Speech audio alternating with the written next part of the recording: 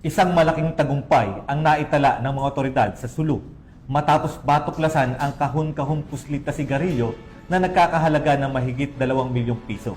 Ang mga sigarilyo ay natagpuan sa isang operasyon na isinagawa ng mga tauhan ng Bureau of Customs at mga lokal na otoridad na naglalayong sugpuin ang smuggling at iligal na kalakalan ng mga produkto sa rehiyon.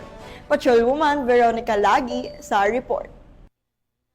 Nasa Batang Maritime Police Station, katuwang ang Bureau of Customs ang mahigit na 2.87 milyong halaga ng puslit na sigarilyo sa isang operasyon sa Sitio Subaw Dato, Barangay Buwan sa Indanan, Sulu, nito lamang ikapito ng Marso taong kasalukuyan.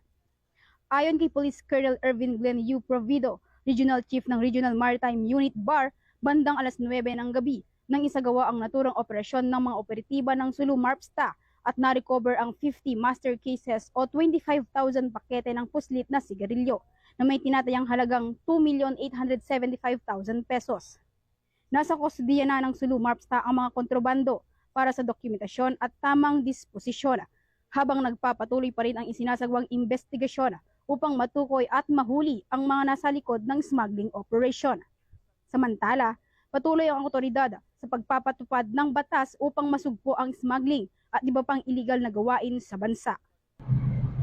Mula rito sa rehiyon ng Bangsamoro, ako inyong Police News Network Correspondent, Patrolwoman Veronica Lagi, alagad ng batas, taga-taguyod ng Balitang Pulis.